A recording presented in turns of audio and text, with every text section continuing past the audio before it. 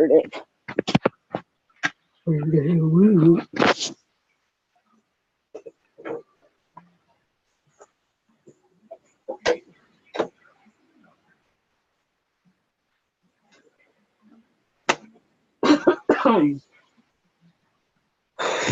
Oh, shit.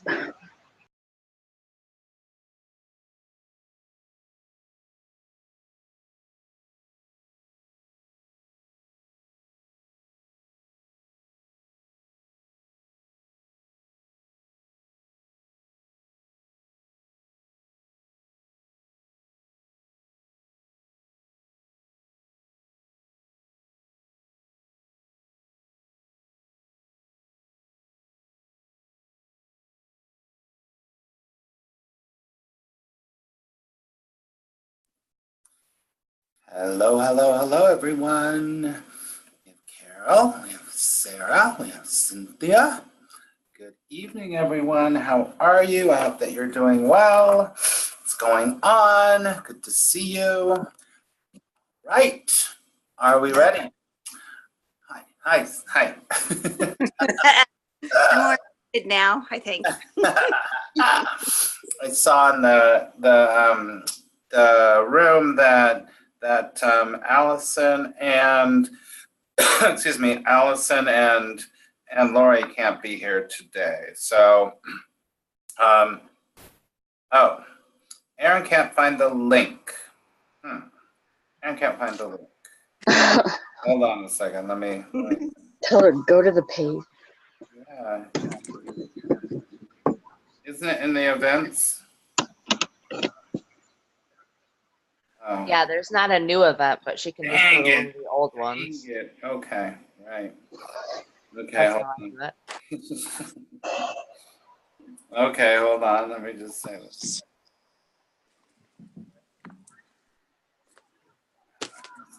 Event for the link. Okay, let's see if she can. I don't know. Let's see. Oh, if she pops in, we'll know. If she pops in, we'll know. Okay. Maybe I should have tagged her. If she goes to the group page, go to the very bottom. Yeah. Just do that. Oh, dang it. Does she need links? Send the damn link. Yeah, I know. Yeah. All right, everybody. Good to see you. Good to see you. Let's say a prayer and we'll get started. Okay. Close our eyes. Let's take a big deep breath.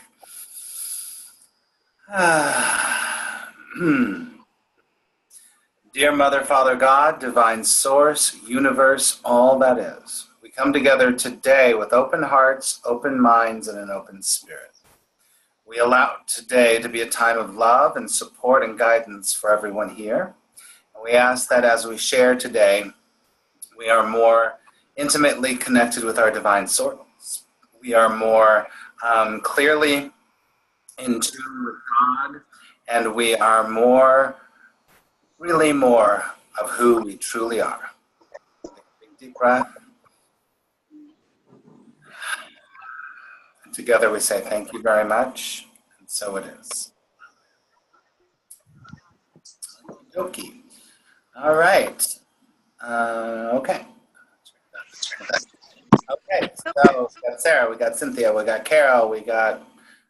There she is. There she is. And we have iPhone lady. Sorry about that. I will put that on my list. Usually there's an event there with the link, but if you ever get lost, go to the other past events and the link is in. I found it that way. Yeah. Okay. All right, everybody. Happy Tuesday. So we're not going to redo another section that we did like we did last time. We're going to. It was great, though. It was great. It was something that we needed to learn. That whole thing. I just, earlier today I was rereading what we learned, what we read. Oh, the stupid phone. What'd you say, Sarah? Or Carol? Or somebody? Okay. It wasn't. Okay. So, yeah, the whole thing about the great reminder, stop trying to master fear. Mastering fear doesn't work. Right? We just have to master love. We just have to master love. That's it. And think about how many, I was just rereading this morning, and I was like going, oh my God, how many times there's like, oh, I have to control the fear. I've got to control this. I got to organize that to make sure that I don't, it's like, that's all mastering fear stuff, right, everybody? Yeah. We don't need to do that. We don't need to do that. So, all right. So let's do a little bit of a sharing. So why don't we go around the circle and share something. Let's see, what should we share? Share your biggest triumph of the day. Your biggest triumph of the day. Think about your day. Think about what your biggest triumph of the day was. Okay? I'll go first. My biggest triumph of the day was, and I have a lot of them. My biggest triumph of the day was following my intuition again, and something came up that I had an intuition that I needed to do. And in a session with somebody, I was like, I did need to do that, and I didn't do that, and now I need to do that. So that was a triumph that I was like, I noticed it, and I was like, okay, follow your intuition. It's obvious. It was obvious. It was so obvious. So that was my big triumph. I followed my intuition. Who's next?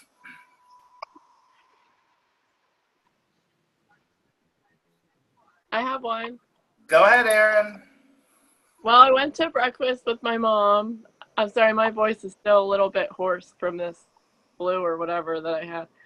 But so she was talking to me all about ways to get rid of the phlegm in my chest.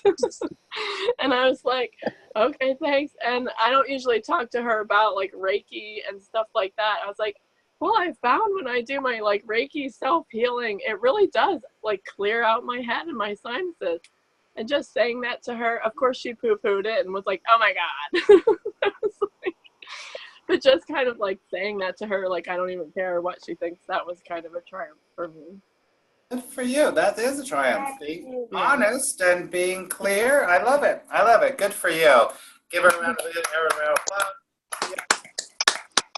Good. I love it. Very good. Cool. Thank you, Aaron.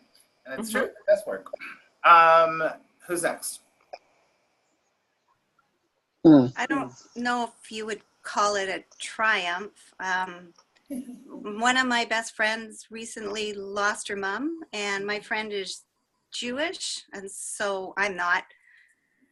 But my understanding is there's this period of time where there's this observance. Anyway, she often is choosing to come do it with me, even though I'm not Jewish. And she was having she arrived in a particularly fragile state today. And I just spent the afternoon with her and sort of suggested grounding and comforting activities. And so I just left her in time to come to class, and she said she was feeling better, and she definitely looked more grounded. So I don't know if that's a triumph, but it felt good. You can decide if it's a triumph or not. We can just say it's a triumph. Okay, that's my triumph for today. Yay, very good. Give Cynthia a round of applause. Yeah. Very good, I love it. Very good. Okay, who's next? Carol, Sarah? I can go. Who's Sarah?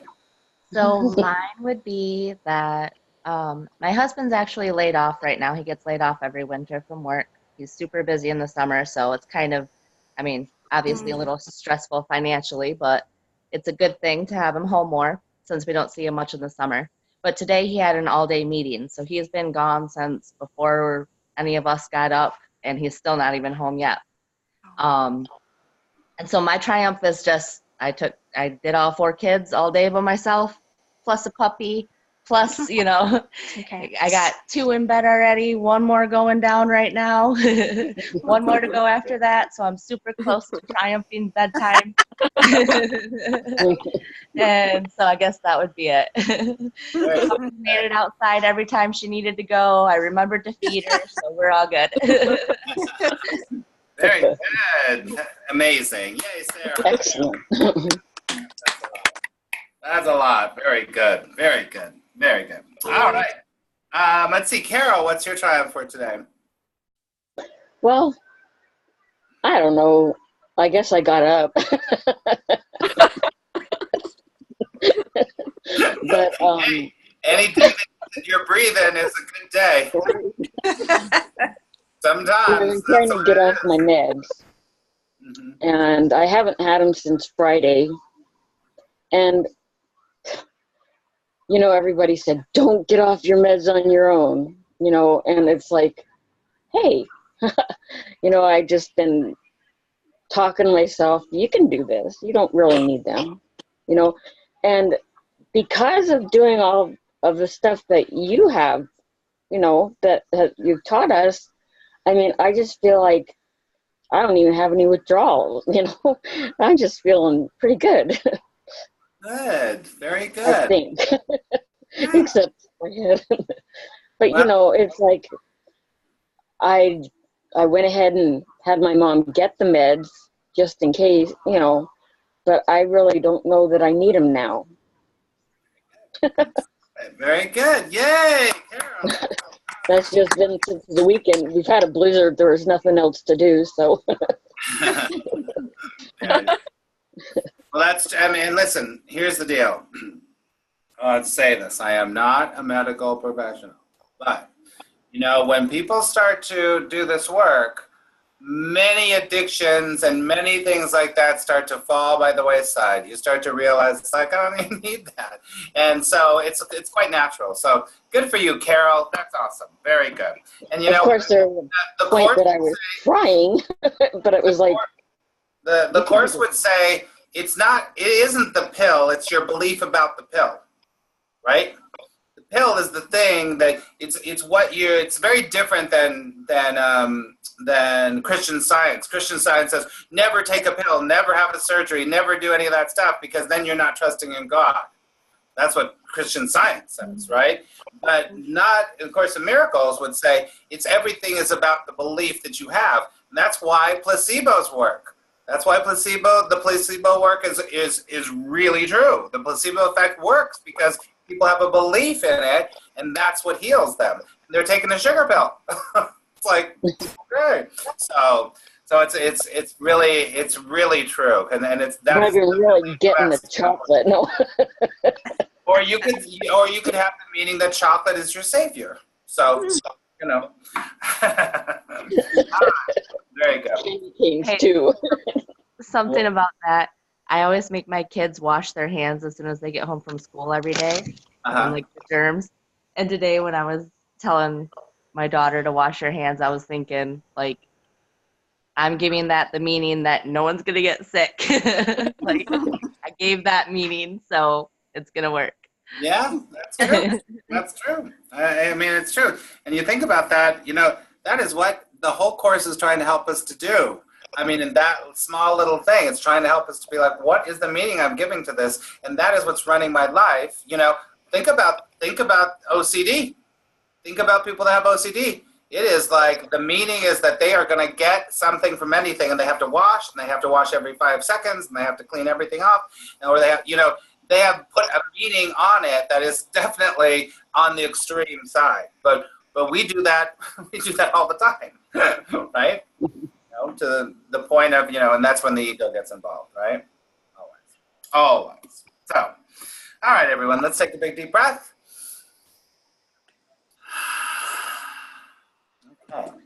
Okay. Good. So we are at the bottom of 33, the meaning of the last judgment, right? Yes. We're moving on. So this week we're moving on.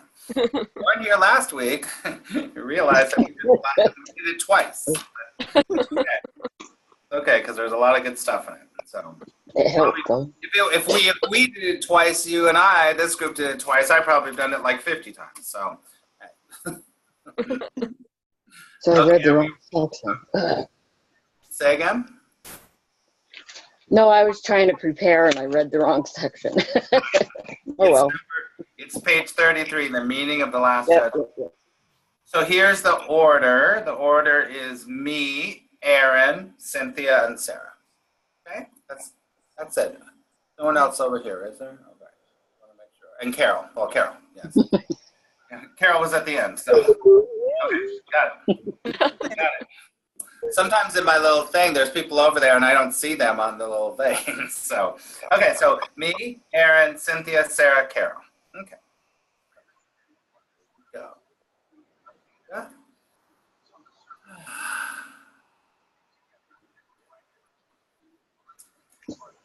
The meaning of the last judgment. One of the ways in which you cannot correct magic, miracle, confusion is can correct magic, miracle, confusion, to remember that you did not create yourself. You are apt to forget this when you become egocentric. And this puts you in a position where a belief in magic is virtually inevitable. Oh my God, it's so good. Let's just break that down a second. Do we all know what the difference between magic and miracle is? Because we need to know that. Okay, anyone want to take a stab at it? Okay. I think of magic as more of like using things to your own benefit rather than to benefit others, or just like to kind of put on a show, like, or see how powerful I am. That's part of it. That comes from the ego. Mm-hmm. Yeah. And also, he talks about magic a lot in A Course in Miracles. So magic from A Course in Miracles point of view is not a good thing. It's not a good thing. Because magic is like, oh, I'll just take something very, very, very, very kind of rudimentary.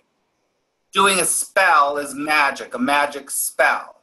So I'll get the green candle, then I'll get this crystal, then I'll jump around 3 times, and I'll do this, and I'll do that. That's magic because it's trying to control the world.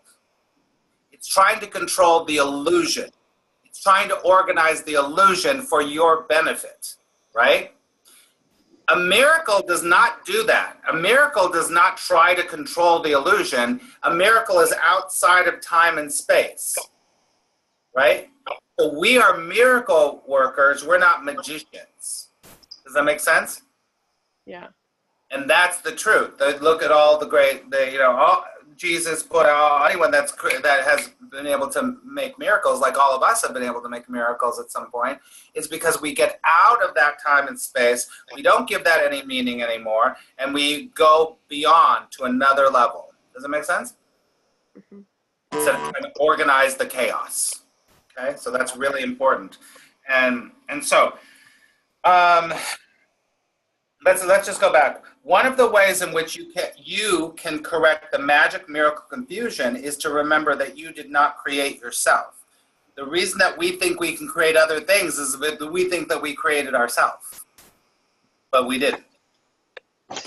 God created us in that image, right?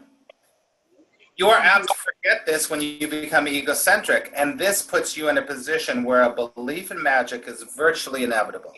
Now it makes more sense, right? Yeah. So it's about control. It's about controlling, okay? Your will to create was given to you by your creator, who was expressing the same will in his creation.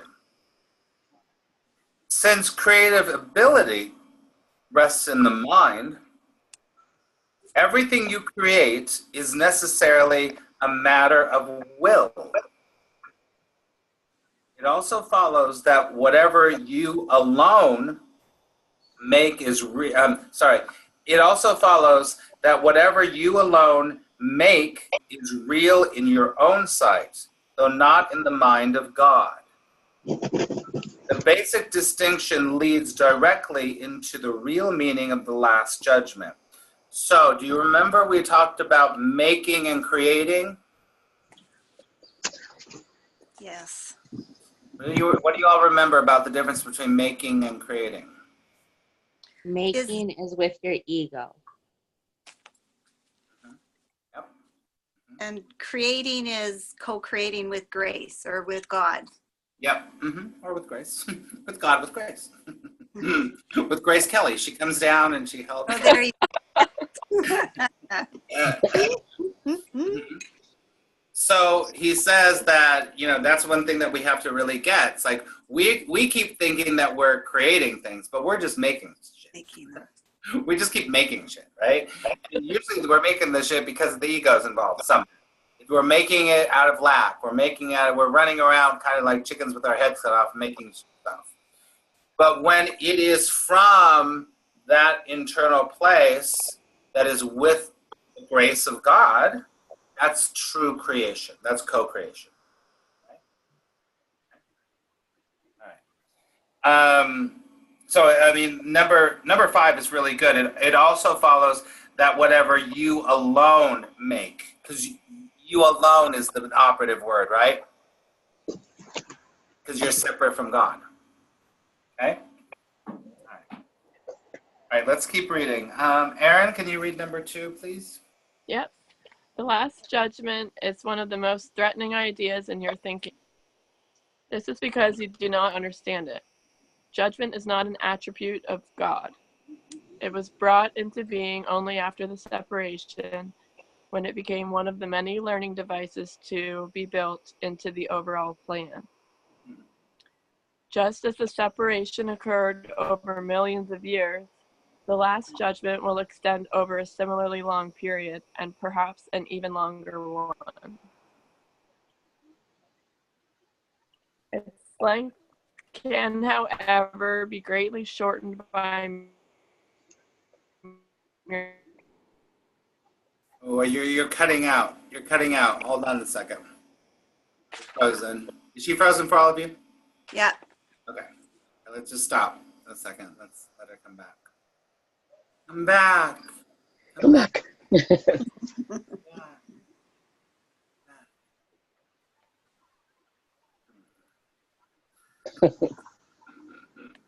Text her. She'll know. She'll figure it out that she's frozen because we're all frozen to her, probably. Okay, let's give her a minute. Okay. All right. Hopefully she comes back in. Let's break down what she read first, and then she'll come back in. Let's break it down. Okay, there she goes. She'll come back in. Okay. So let's see. Sarah, can you read the first line of number 2? Yeah. The last judgment is one of the most threatening ideas in your thinking. Good. Welcome back. My phone joined. Are you back, Aaron? I think so. Yeah, you froze. You froze. Sorry about that. That's okay. No, your thing went all red, and I guess it was your internet connection. I guess so. Yeah, I don't know. Okay, we were just gonna break it. We were gonna break down those first couple sentences. So actually, read up until 4 again. Okay, from the beginning? Yeah. Yeah. The last judgment is one of the most threatening ideas in your thinking. This is because you do not understand it. Judgment is not an attribute of God. It was brought into being only after the separation, when it became one of the many learning devices to be built into the overall plan. Okay. Do we all get that? Pretty clear, right? Okay. Any questions about it before we move on? Because the next part's a little bit more. Okay. Keep going, Aaron. Just as the separation occurred over millions of years, the last judgment will extend over a similarly long period, and perhaps an even longer one. Its length can, however, be greatly shortened by miracles, the device for shortening but not abolishing time. Okay.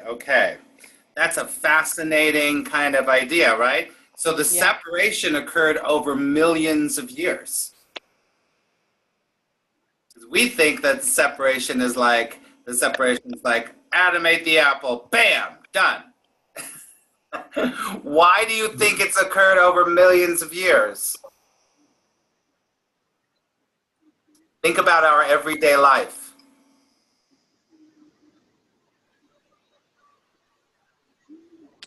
Love takes time.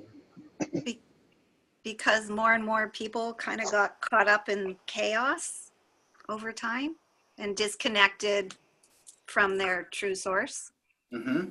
And what are they doing over and over and over every day? Disconnecting, right? So they're not remembering who they truly are. So they keep forgetting, and keep separating. That's why over the course of human history, that's why it's billions of years. The course of human history, it's like the separation has happened, right? Have we even been around for millions of years?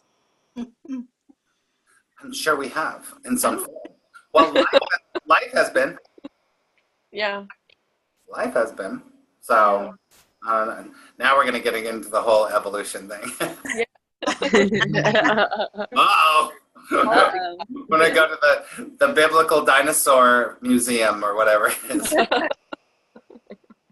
Oh my gosh. Anyway, but that's the idea there, right? So the idea is that we keep separating. We keep separating. But at the same time, we keep reuniting. And that's why he says that the last judgment will extend over a similarly long period of time, perhaps even longer. So, do you get it? Yeah. You get it? But I want to know like where we are in the process right now. Of course, your ego will know that. All you need to know is that it's already done. Yeah. Because that's the miracle. The miracle doesn't live in time and space, right? The miracle is a shift in your perception. When you shift your perception, it's done. My dear, you always had the power to go home. You just had to look down and see. Yeah. Okay. Remember? Okay. So, read number 6 again. Its length can, however, be greatly shortened by miracles, the device for shortening but not abolishing time. Right? So the more of us wake up, the quicker, the more time collapses. Because we're not relying on time. We know we can have it in the moment, right now. Okay? Keep going. Mm-hmm. If a sufficient number become truly miracle-minded, this shortening process can be virtually immeasurable. Yeah. It is essential, however, that you free yourself from fear quickly, because you must emerge from the conflict if you are to bring peace to other minds. Read that last line again.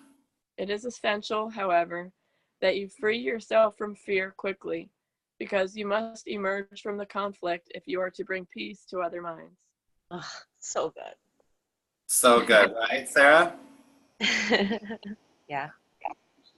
And consider what we read before about how he is like, stop trying to master fear. You can't master it. You can't master it. Stop trying to master it. Stop trying to organize it. Stop doing that. Just keep mastering love and you'll be a miracle maker. You'll be miracle-minded. And then when you do that, then everyone benefits. Everyone benefits. Right?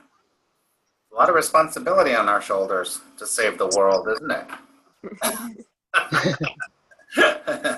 But all we have to do is save ourselves. Because we are the world. Come on, everyone. We are the children. We are the ones who make a brighter day. Make a better day. 1983. Love it. 1983. Right. Love it. Oh, that's the year I was born.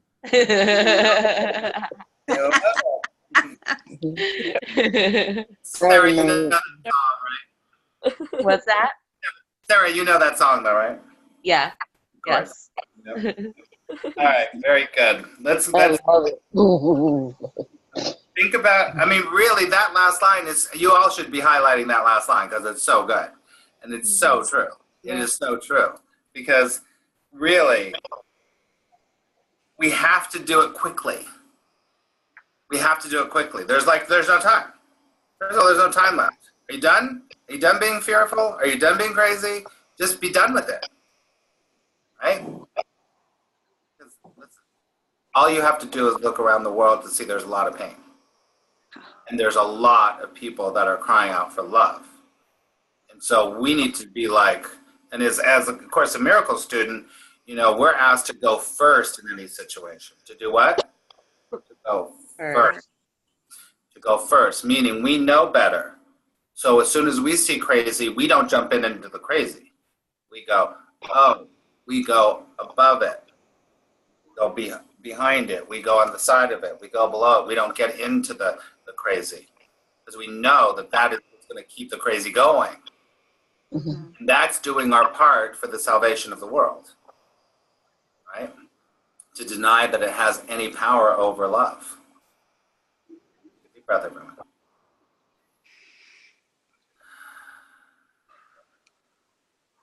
You didn't know when you started reading this that you were going to be assigned to save the world, did you? Why do you think I do this? It saves me and it saves you and it saves everybody. It uplifts the world. Right? So, okay, let's keep going. Number 3. Cynthia, can you read number 3 for us, please? Yep. The last judgment is generally thought of as the procedure undertaken by God.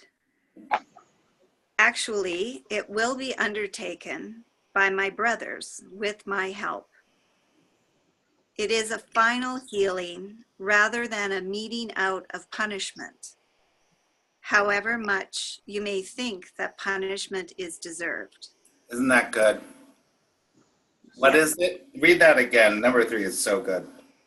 It is a final healing rather than a meting out of punishment, however much you may think of that punishment is deserved. Then a meting out of punishment, right? So a dealing out of punishment. Because we think of the last judgment as being like, okay, these are all the things that you did wrong, and here's all the things you did right. And now you're going to have 500,000 Hail Marys to say throughout eternity. And then, but for those others, you'll get a daisy. Okay, but all those other things you have to be punished for. That's the way we're taught it, right? In general, especially if you're Catholic. Especially if you're Catholic. Mm-hmm. All right. Keep going. Punishment is a concept totally opposed to right-mindedness. And the aim of the last judgment is to restore right-mindedness to you. The last judgment might be called a process of right evaluation. It simply means that everyone will finally come to understand what is worthy and what is not. Isn't that beautiful? Read that again. Yeah. It simply means that everyone will finally come to understand what is worthy and what is not. After this, the ability to choose can be directed rationally. Until this distinction is made, however, the vacillations between free and imprisoned will cannot but continue. Right? Does that make sense? Mm-hmm. It's so simple, isn't it? It's just like you finally go, well, this is the truth and this isn't the truth. Yeah. And you just know it. And it's so, what he says there is so great when he says, ability to choose can be directed rationally. Not by your ego going, well, you should do this. No, you shouldn't do that. Maybe I should do that. If I do that, they're not going to like me. If they like me, they're not. Just like, you just know what is worthy and what's not. What's worthy of the Son of God? What's worthy of love? You know that very truly. Very truly. Right? And until then, go ahead, what were we going to say? No, I was just agreeing. Yep. Mm-hmm. Yeah. Those vacillations, right? Vacillations between free and imprisoned will cannot but continue. Mm. So you're either like, I'm a victim of this thing, or I have power over it. No, wait a second. No, I control No. it all. I'm the creator. No, I'm the effect of it. No, it's like you go back and forth between all this stuff. Like, it's kind of like you look at all the different areas of your life, right? Your financial area, your relationship area, your health area, and all this stuff. And you vacillate. You're like, well, with the health area, I really am a victim. But in the relationship area, I'm totally connected with God. You vacillate between all of that stuff, right? That's magic thinking too, because at some level I can solve this thing, but I can't really, because it's already healed, it's already whole, perfect, right? And I like this interpretation of the Last Judgment. Like, if this is what I had learned in Sunday school and in my church, I might have stayed. But as it was, it just felt so punitive, and depending on which teacher was teaching, terrifying the way it was taught to us. Of course. So this is much more love, right? I kept hearing God is love, God is love, and then I'd get all these dire warnings, and it was just like, well, that's not love. Yeah, exactly. So yeah, this makes so much more sense. Yeah, the Course in Miracles, a lot of times when you read the Course in Miracles, you really get that feeling that's like Jesus is like, this is what I really meant? This is what I really meant? I know, there's so much, there really is, there is no, I mean, how long I've been studying this, there is no contradictions in A Course in Miracles. There's none. It's always the same. Every lesson that you go through, everything, it's always the same. There's no contradictions at all in this whole book. Whereas in the Bible, there's like, wait a second, if I eat shellfish, I'm supposed to be stoned? But God is love? But what? It's like, it's all, there's so many contradictions. Yeah. And the ego loves that, to keep us confused. So true. So true. All right, let's keep reading. Let's see. Sarah, can you read number 4, please? The first step toward freedom involves a sorting out of the false from the true. This is a process of separation in the constructive sense and reflects the true meaning of the apocalypse. So great. Don't you love that? That's read that again, number 2. This is a process of separation in the constructive sense and reflects the true meaning of the apocalypse. Because isn't he always saying no separation, no separation? It's like come back, heal, heal, heal. But real separation is to really sort out what is true and what is false. What is the illusion and what is knowledge. That is the only real kind of, and in a way, separation is, he's using it, but it's kind of like you think it, discernment. Yeah. To discern, right? That's the true thing. Okay, so that's the true meaning of the apocalypse. Keep going. Everyone will ultimately look upon his own creations and choose to preserve only what is good, just as God himself looked upon what he had created and knew that it was good.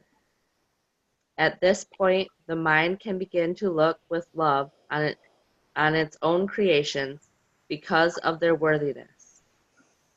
At the same time, the mind will inevitably disown its miscreations, which without belief will no longer exist. You attract it, obviously.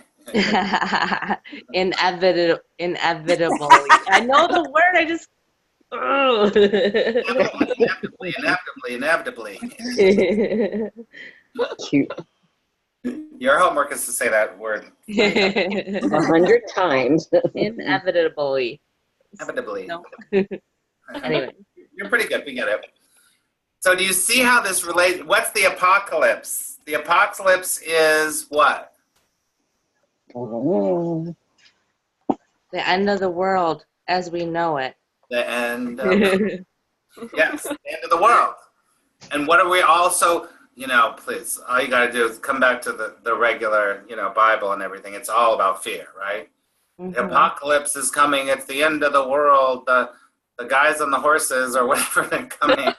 The plagues and all of that stuff, right? The what is it of the warmen of the apocalypse? The horsemen of the apocalypse? Four horsemen. Four horsemen. Four horsemen. Yeah, four horsemen. Yeah. Pestilence, plague, fear, and something else. Yeah. I forget. Totally. So let's go back a second and read some of this, because we got to really think about. So apocalypse is the end of everything, the end of the world as you know it, the end of the world. So, really, everyone will ultimately look upon his own creations and choose to preserve only what is good, just as God himself looked upon what he had created and knew it was good. Like the first, God said, and it was good, right? At this point, when we do that, the mind can begin to look with what? Love. Love on its creations, because of their worthiness. At the same time, the mind will inevitably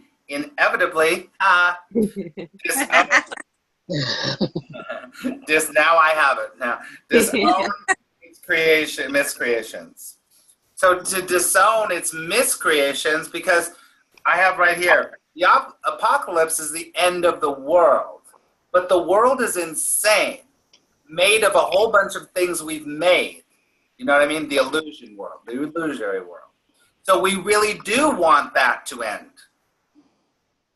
Mm-hmm. So we can have only truth. Yeah. Which is love.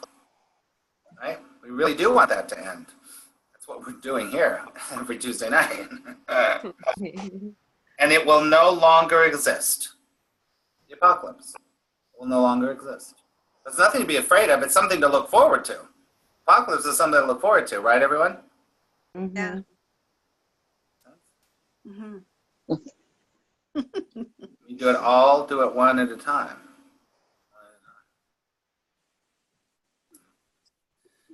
Okay. Let's keep reading. Carol, can you read 5, please? Daydreaming. You bet. Excuse me. The term last judgment is frightening, not only because it has been projected onto God, but also because of the association of last with death. Yeah. This is an outstanding example of upside down perception. If the meaning of the last judgment is objectively examined, it is quite apparent that it is really the doorway to life. That is so. Think about how different that is. It's the doorway to life. Once you, what are we always talking about? What's keeping us from our brother? Judging. So as soon as we stop judging, we have our last judgment. We're open to more life. We're connected. We're healing. Right? Oh, good. Okay. No one who lives in fear is really alive. Your own last judgment cannot be directed toward yourself because you are not your own creation. You can, however, apply it meaningfully and at any time to everything you have made and retain in your memory only what is creative and good. This is what your right-mindedness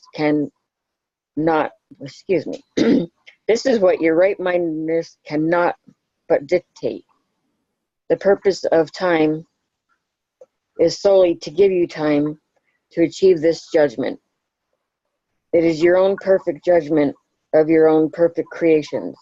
When everything you retain is lovable, there is no reason for fear to remain with you. This is your part in the atonement. Read the last line again. The number 10 and 11. Okay. When everything you retain is lovable, there is no reason for fear to remain with you. This is your part in the atonement. Yeah. What's line number 4, Carol? Line number 4 is, no one who lives in fear is really alive. Didn't he say that in the other part that we read before? Mm-hmm. You're not really alive when you're in fear. That's right. You're not really alive. So this whole idea is that when everything you retain is lovable, there's no reason for fear. But we keep retaining all the things that we deem unlovable. Right. Yeah. Okay. What's everyone thinking now? I mean, I know we're done with this, but I want to know, this whole idea about the last judgment being so scary, and instead switching it totally upside down. That the last judgment is the thing that's the most amazing thing that we could ever have. Is our last judgment. Yeah. Sure changes the way you walk through the world, right? You're not being like driven by fear all the time. You're being driven to be like, oh, I'm supposed to be connecting, not judging. I'm supposed to be making sure. Bye. Bye. You know what I mean? You walk through your whole world very different. Because first of all, there's no death. Welcome back. There's no death, right? And that's a big part of the Course in Miracles. There's no death. Because you're not a body. You're not a what? Body. Not a body. Yep. Aaron is. Go ahead. Well, I was just going to say, and I mean, I wasn't raised Catholic, but I had a lot of Catholic and Baptist friends growing up. Mm-hmm. And there was a whole lot of guilt also and shame that they felt. And with this, as you were saying, how you would walk through life, you're not going to walk through life feeling guilty or ashamed of who you are, right? Mm-hmm. Or scared that you're damned because, you can't get it right before you die. Yeah, it is. It's so much kinder. Yeah, it is. It's so much kinder. Well, because right? What's the basis of A Course in Miracles is that only what is real. Love. Yeah, only love. It goes back to that whole thing about, it's like always get this preaching, God is love, God is love, God is love. And then you're like, that's very loving? That doesn't seem very loving to me. but in the Course, he will always show that it's about love. Always show that it's about love. So important. So important. Okay. I'm trying to think if we should read the next thing because we're... Sure. Start the next one. Should we start the next one or should we... What do you feel? Sure. Sure.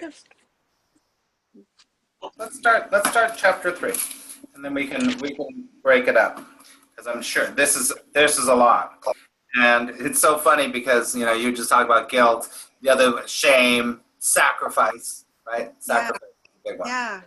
So this is all about sacrifice. There's two things that he says in the Course in Miracles, two of the most detrimental things that we can experience and we can choose is guilt and sacrifice. Those two things. And think about how much of our lives can be run by those two things. Mm-hmm. Can I say something about that real quick? Yeah, Sarah, go ahead. That was another part of my triumph for the day, is even with him being gone all day, I still meditated and I did my 20 minutes of intense yoga. So I still managed to get those in even though they were gone. So, and I kind of feel like that has to do with what you just said. So Kick that more for me. So how does it have to do with what I just said? Just about not feeling like I have to sacrifice doing what I wanted to do for myself for the day just because I had a lot of other things going on. Yep. And those were the best parts of my day were those moments that I locked my bedroom door and said, Mommy's doing yoga. Watch a cartoon. Yeah. Yeah. Truth. That's the Well, truth. when I first thought never said sacrifice, my brain went right to motherhood. Yes. And not just like me as a mother, but like my mother and her attitude like towards me, and I can see it, and then how I can carry it on as a mother. It doesn't have to be, but No, it doesn't. so often it is. Well, you know, we have mass consciousness about certain things, right? So we have these mass beliefs, right? And that belief is that motherhood equals sacrifice, Yeah. right? Yeah. Yeah. You have to be that way. And then you see how people that are not on the path and awakening and being okay with themselves and healing themselves and transcending the ego, you see how they see the people that are not in the sacrifice mother category, and they blame them. They go, they're selfish. They call them selfish. Yes, absolutely. Absolutely. So it takes great strength to do this work, because the world's vision is that bad mother. Yep. Yeah. Right. But they have no idea. They don't know, because they don't know how to do that. They just say selfish, selfish, selfish, right? Mm-hmm. I'm sure all you mothers get that. Yeah, for sure. It's a good connection. We always, listen, the Course, I just want to say this, the Course can be so heady and it's so philosophical, right? There's so many philosophical meanings, and it's so heady, but we always want to try to make sure we bring it back to our real life, bring it back to what's going on, because that's what he's talking about. You know, it's not just some meme that you're going to like. And you go, yeah, I get it. I'm not going to manage my fear anymore. Like, yeah, right. So, okay. Let's keep going. We'll do chapter 3. The innocent perception. First of all, I love that title, right? The innocent perception. Okay. Yeah. Atonement without sacrifice.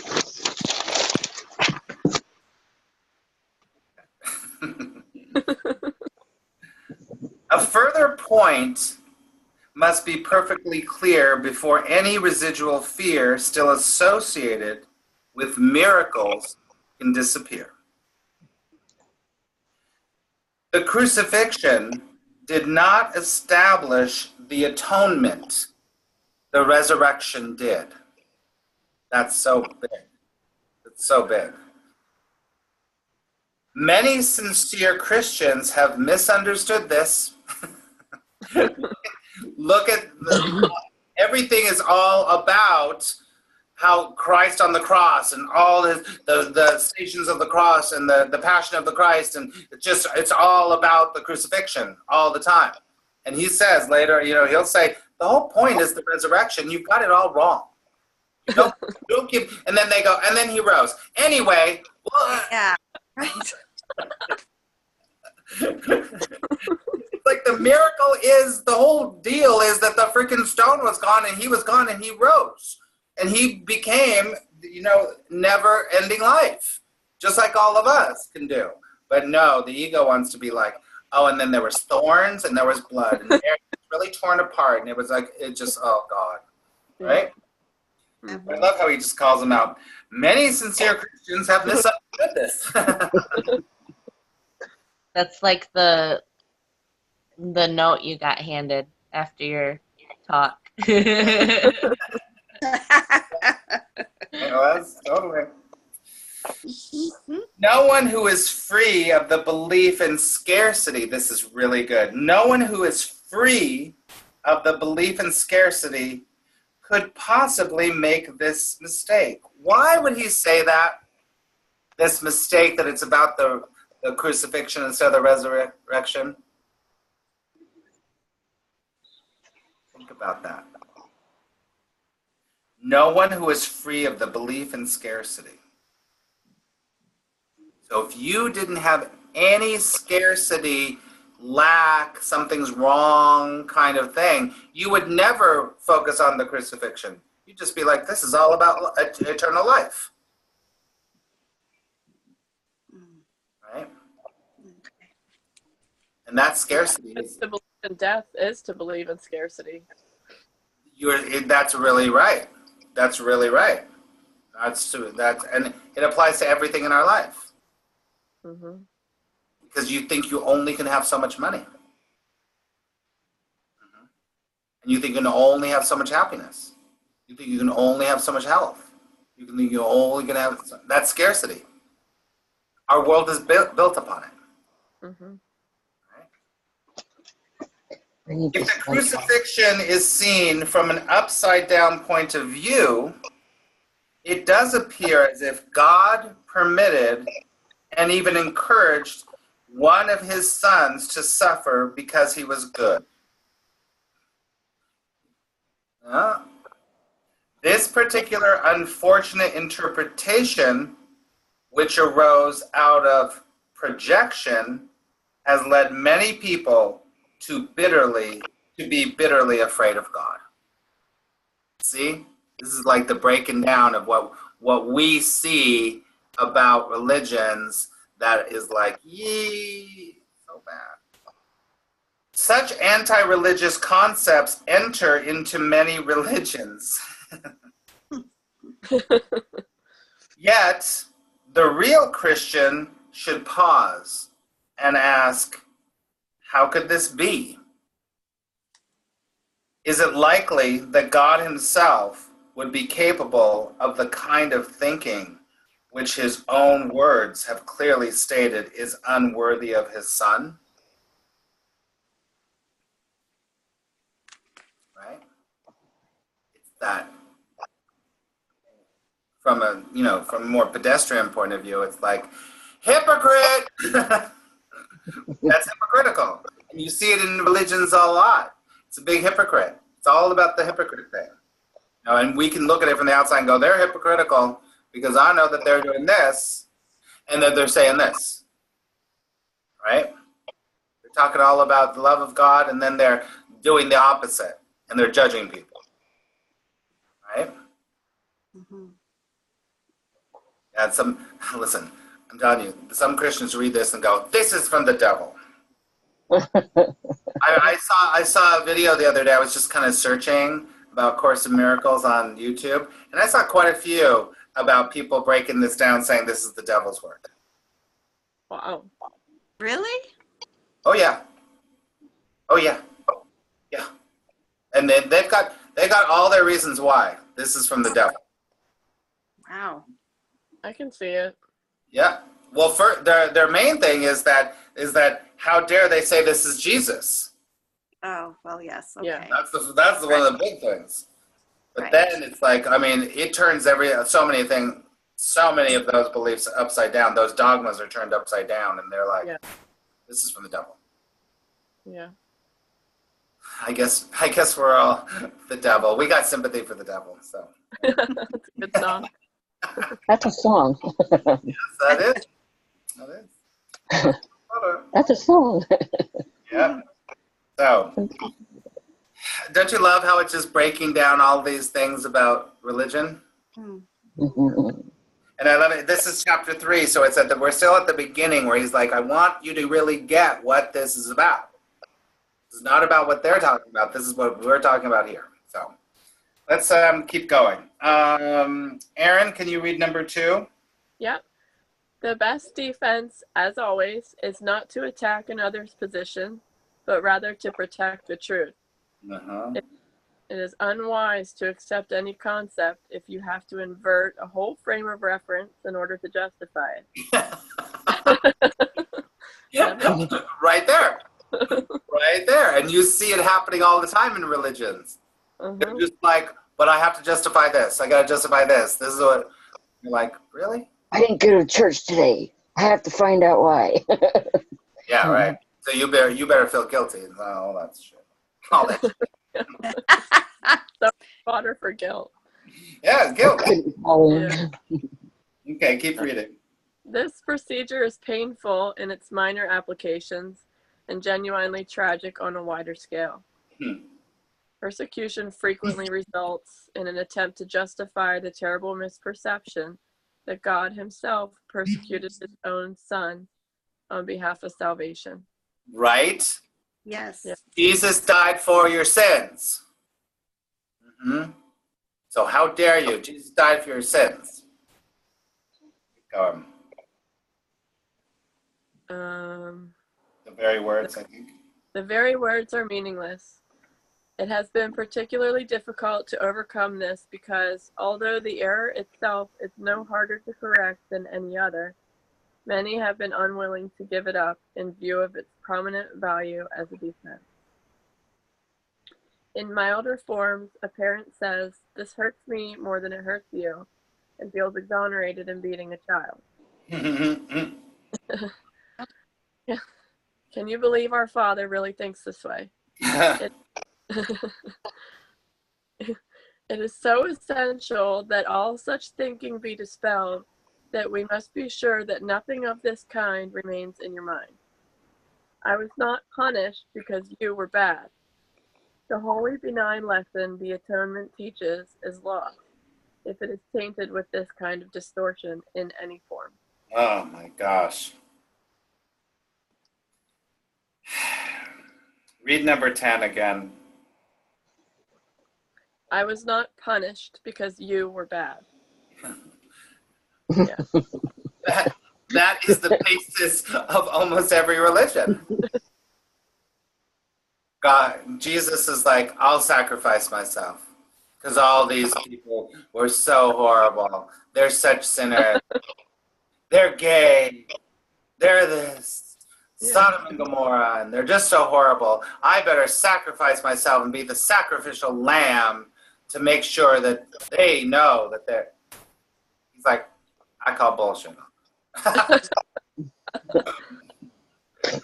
That was the tone of this paragraph is almost snarky. It is. It's kind of funny. Yeah, it's kind of funny. I mean, he's really just going, you know what? It's what he says is it's upside down thinking, right? Yeah. It's completely upside down.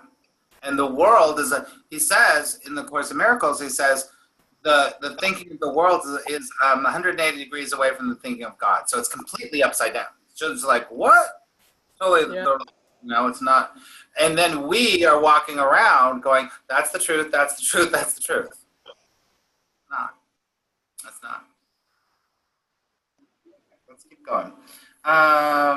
Cynthia, can you read number 3 for us, please? I think she ditched us. The statement, "Vengeance is mine, saith the Lord," is a misperception by which one assigns his own evil past to God. Right. Listen, all of this, so much of this is all, when he said it earlier, sorry to interrupt, Cynthia. No. It's about projection, right? Mm-hmm. We just keep projecting all of our stuff onto that thing we call God. That's what he's saying. Because we feel the evil within us, so we have to like go, oh, well then God must have that in him too. Just like we do with people in our lives. I'm really scared, so everyone must be scared. I'm really judgmental, so of course everyone is judgmental. That's just the way it is. Because you're only referring from your own personal hell. Yeah. Okay. Keep going. The evil past has nothing to do with God. He did not create it, and he does not maintain it. God does not believe in retribution. His mind does not create that way. He does not hold your, in quotes, evil deeds against you. Is it likely that he would hold them against me? Mm-hmm. Be very sure that you recognize how utterly impossible this assumption is, and how it entirely arises from projection.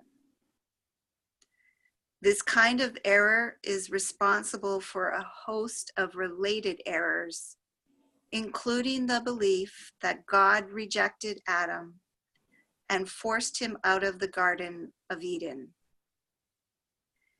It is also why you may believe from time to time that I am misdirecting you. I have made every effort to use words that are almost impossible to distort, but it is always possible to twist symbols around if you wish. It's pretty straightforward, right? Mm-hmm. Yep. Yep. Because there's, that whole thing in a lot of Christianity, that whole idea that God threw Adam out of the Garden of Eden. No, it was choice. Get Because our the great hell out of power here. is our power of what? Choice. Choice. He chose. That's when man decided, I'm going to do it, I know it better.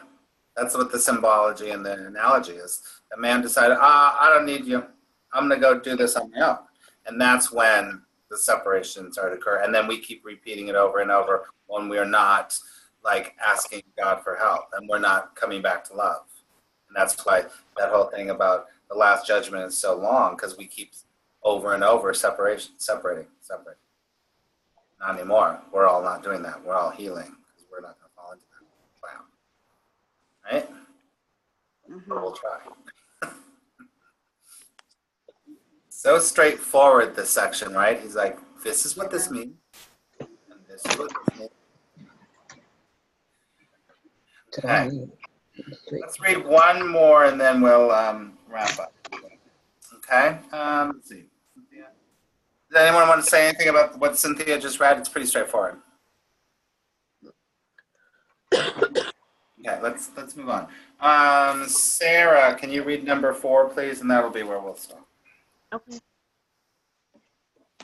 Excuse me. Sacrifice is a notion totally unknown to God. It arises solely from fear, and frightened people can be vicious. Sacrificing in any way is a violation of my injunction that you should be merciful, even as your Father in heaven is merciful. It has been hard for many Christians to realize that this applies to themselves. Good teachers never terrorize their students.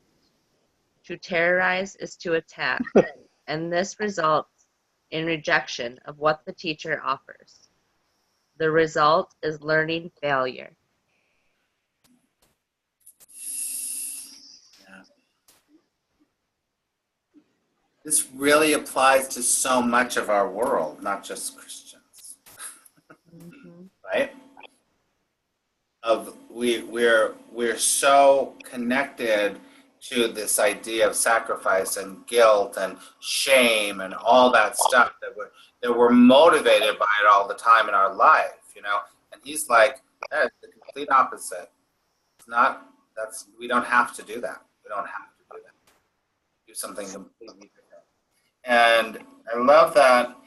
Actually, can you read number 3 and actually read 3 all the way through because it's so good. Okay. Sacrificing in any way is a violation of my injunction that you should be merciful, even as your Father in heaven is merciful. What do you think that means, everybody? You sacrifice. What does sacrifice have to do with being merciful? What does merciful mean?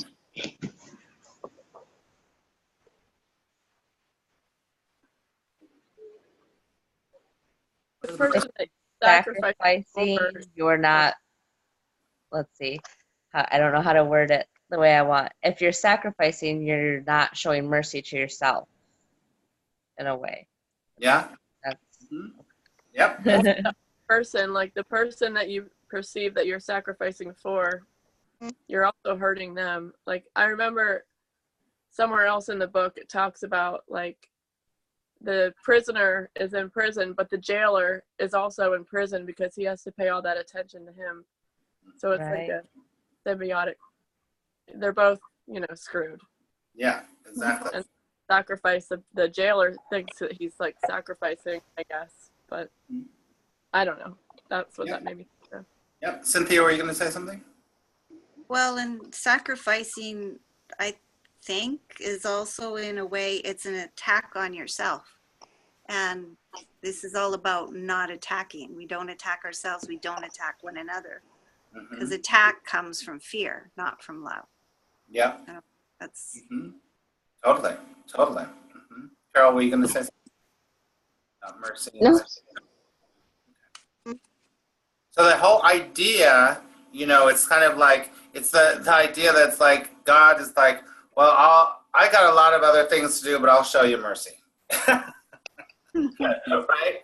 I got a lot of things I got going on, but I'll put aside that time so I can feel mercy for you.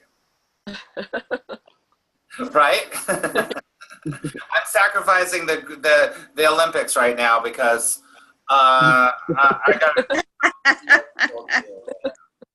But don't worry, I have it on DVR. But it's okay. You betcha. good. But it's true. Time. It is. Yes. So you can't truly be really merciful, because to really be merciful is to have really no boundaries between you, and you're completely giving. You're completely present and there. There's no buts, ands, or whatever. It's just you are completely merciful to that person or that situation and that person. And you are there to be the light of God.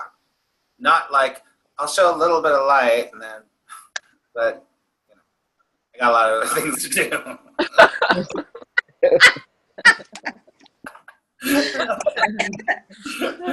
But you know what I mean? And what does that come off as? I mean, and we all know it. We all know it. We've all done it, and we've all seen it, and we've all had people do it. It's called passive-aggressive behavior. Yeah. Because you can't be really merciful if you're passive-aggressive. It just doesn't.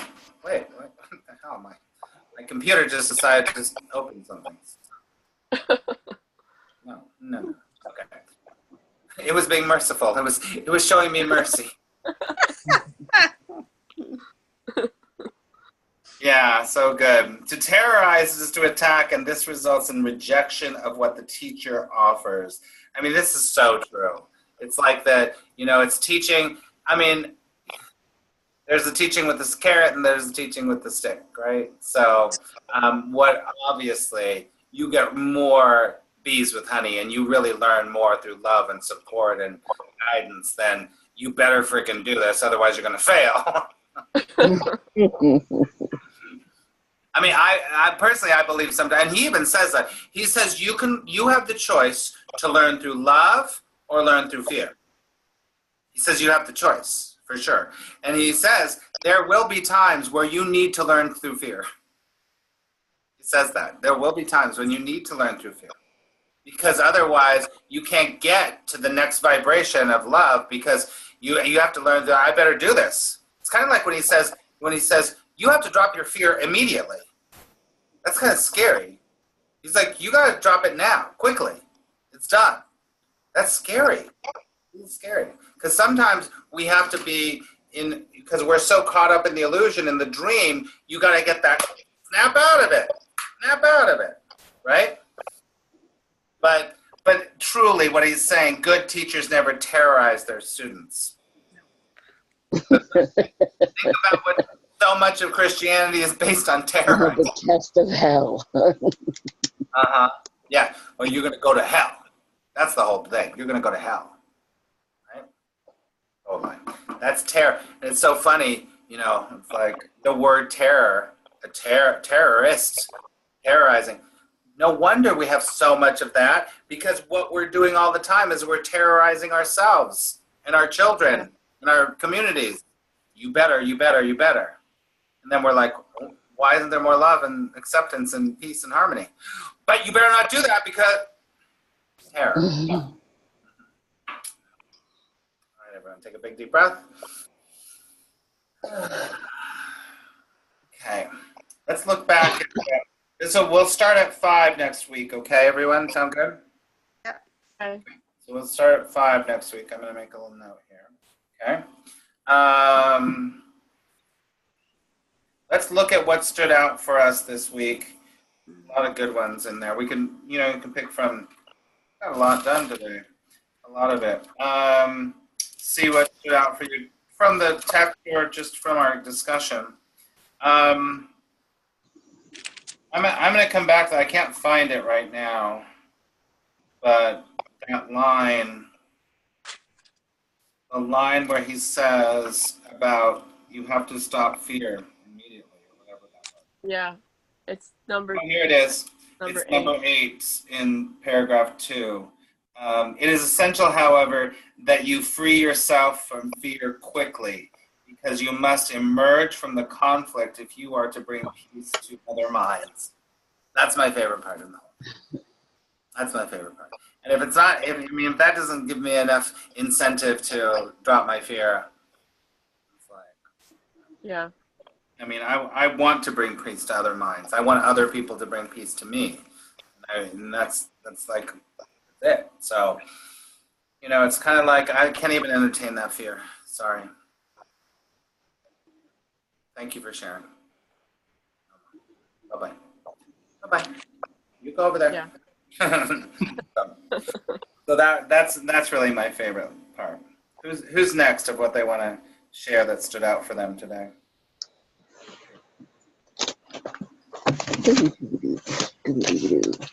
I thought a lot of it was great. Well, all of it is great. But for me, I guess I kind of get that this is kind of more like being here. Sorry, I messed up for a second. It's almost like we're at school. Like the other side is actually where we belong. We're just here to learn, So that's definitely makes any last judgment or anything like that less scary, because that's where you belong. So it's okay, Right. Love that. And the other thing on the same note that you're talking about, Sarah, is that that idea that there's this side and there's the other side is a perception too. I know, that's why I said other side, because other side. Separation. Right. That's the separation. Because it's like, have you ever heard of the idea of, creating heaven on earth, living in the world but not of the world? That's what we're talking about. You don't have to. That world is more real than this world. That's the truth. Yeah. So beautiful. Thank you, Sarah. Give Sarah a round of applause. Yay. And welcome home, honey. Sorry, I just want to say that. Anyway. I did too. I just muted and said, "Hey, honey." Hey, honey, I'm home. Okay. All right. Who's next? I really like the redefinition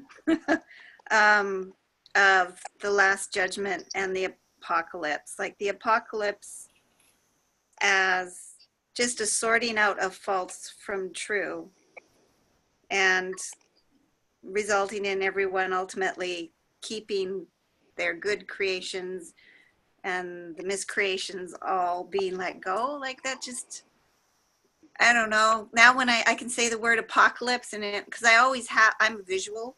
Mm-hmm. So when I say a word, I see pictures in my head, and I always see these 4 scary dudes on these horses coming down out of the sky. And yeah, now it's a lot friendlier visual that I get. So yeah, for sure. Good. Yeah. So yeah, that's really a big thing, Cynthia, and everyone, to really how he shifts all that for you. So it's not about fear anymore.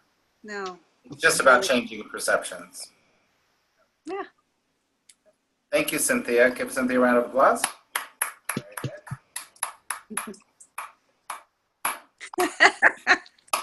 Okay, I'll clap for you. All right. Support each other, my friends. Okay. So let's see. Aaron or Carol? Who's going to go next?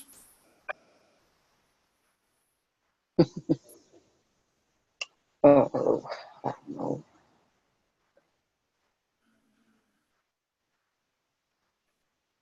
I can go if you want. Sorry, I didn't realize I was muted. That's okay. Go ahead, Aaron. What stood out for you? Well, same as yours, Max. It's about freeing yourself from fear quickly. And because it makes me just That's what I like, have. it's a reminder just that it can be that easy and fast, because I think a lot of times, me personally, I get caught up in like, you know, healing the trauma of my past, and then I'm like, wow, that's gonna take years, and because there's like a lot. But it can be like, I don't know that you need to, like, with this kind of thinking, you can get there a lot faster, I think. So Yep. that's what sticks out for me. Nice. Very good. It's called miracle-minded thinking, right-minded thinking, right? Yeah. Very good. So true. So true. And that's what, listen, you know, it's like in the immersion program I'm doing right now where people are really in, and yeah, it's like I just have to keep saying, it's easier. It's easier than what you think. That's what the course is saying over and over and over. And it's like, but wait, what about, but what, and like, it's actually so much easier than you think. And that's hard for us to get. But it can be done. It can be done. So thank you so much, Aaron. Carol, what part did you highlight that stood out for you? Well, I don't know exactly what part, but I was thinking that what it was saying is that stop trying to master fear and just walk in love. You know, like you said, when something's going on, go to the left or go to the right. You know, don't get involved, or you know. Yeah. And sometimes you want to just grab somebody and say, "Come with me," you know. Mm-hmm. Yes. Mm-hmm. And teach them this as well. Yeah. I don't know. I think it was, no one who lives in fear is really alive. Yeah. That's a good one. And when everything you retain is lovable, then there's no reason for fear to remain with you. Yeah. Yeah, no, Yeah. I don't know. We are the world, man. We are. And listen, it is so true. The simplest thing, and then you get it, and you're like, "Oh my God!" It's then you really get what it means, and you're like, "Uh huh." All I could picture is I worked in a Catholic hospital back in New Jersey as a volunteer, and this one guy, he was a monk, you know, and he had the long gown on, and he had these long his long ropes, and he'd go back and forth, like, you know, just twirl them all the time, and he just was all smiles, and you know, it's kind of just like, you know, just walking through the halls all smiles, twirling the thing, you know. I just kind of get that picture. Nice. Hey, listen. The other thing is, like, there's many people in organized religions that get this. There's many, you know, priests and monks and you know, people that already get this. They totally get it. It is about love. It is about all that stuff. So, thank you, Carol. Beautiful. Yay. All right, let's say a last prayer. Everyone, take a deep breath. Thank you so much for your time today. Thank you so much for being with us, Jesus here today, and God and Buddha and every single master that has walked before us to come here to help us, to remind us who we truly are. We ask that everything that we shared today, every acknowledgement, every epiphany that we might have had today, sink into the cells of who we truly are.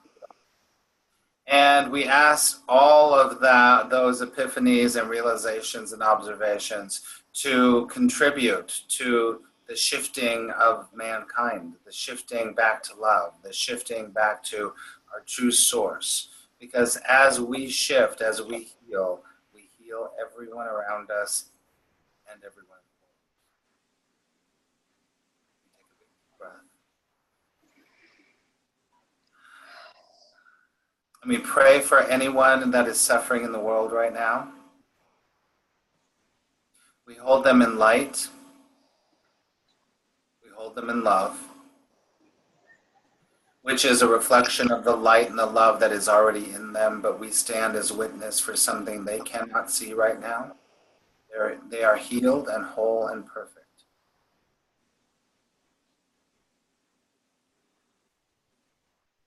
And we surround this whole planet with the love of God, the love of life.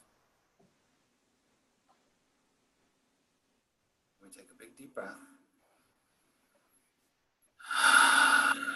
And together we say, thank you very much. So it is. So it is. Amen. All right. Thank you, everybody. That was beautiful. So how's your weather, everybody? Well, it's not like yours. It's not like yours. Minus 14. Oh my God, minus 14? Yeah, with Whoa. wind chill dropping it to minus 30. Yeah, it's nice. Yeah. I want to go out and play. You got to be grateful for your heating. Yeah. Yeah. No doubt. No doubt. Jeez. I was like, whoa, it's like 30, 35 here. And it's like, that's nothing. Mm-hmm. All right, my friends, I love you so much. I will see you around, everywhere. Have a wonderful night, and I'll talk to you later. Let's say good night. Good night, everybody.